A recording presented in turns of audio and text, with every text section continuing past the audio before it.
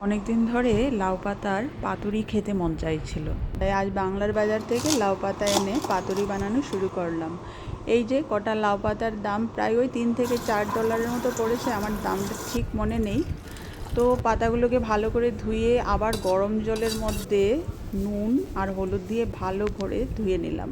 এরপর ভালো করে পেঁয়াজ কাঁচা লঙ্কা কুচিয়ে নিলাম আর মুসুর ডালটাকে 8 ঘন্টা ভিজিয়ে রেখে তার একটা ভালো পেস্ট বানিয়ে তাতে পেঁয়াজ কাঁচা লঙ্কা কালো জিরে লঙ্কার গুঁড়ো হলুদ গুঁড়ো নুন চিনি আর সামান্য সর্ষের তেল দিয়ে ভালো করে পেস্টটাকে এবার মেখে নেব।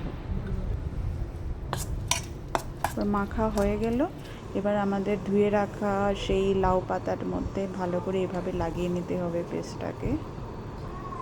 তো আমি এভাবে ফোল্ড করছি, যেভাবে ইচ্ছে সেভাবে ফোল্ড করে এটাকে করা যায়।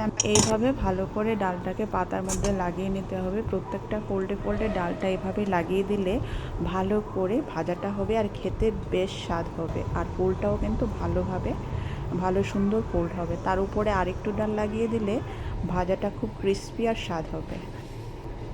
এখানে আরেকটা পাতা নিয়ে নিলাম, এটা একটু অন্যরকমভাবে ফোল্ড করছি। যার যেমন ফোল্ড করার ইচ্ছা সেভাবেই ফোল্ড করতে পারা যায়।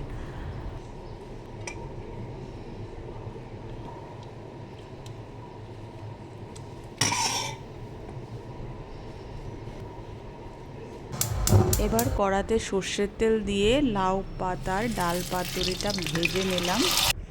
এপাশ ওপাশ করে আমাদের ক্রিস্পি ডাল পাতুরি একদম রেডি। এটাকে লাউ পাতার ডাল পাতুরি বা লাউ পাতা দিয়ে ডালের বড়াও বলা যেতে পারে, তাই না? তো বেশ ক্রিস্পি হয়েছিল। সাথে আমি একটু গরম ভাতে নিয়ে নিলাম ঘি আর কাঁচা লঙ্কা। গ্রাম বাংলার এই সহজ সরল খাবারগুলো আমার ভীষণ পছন্দের। আর তোমাদের কেমন লাগলো জানিও।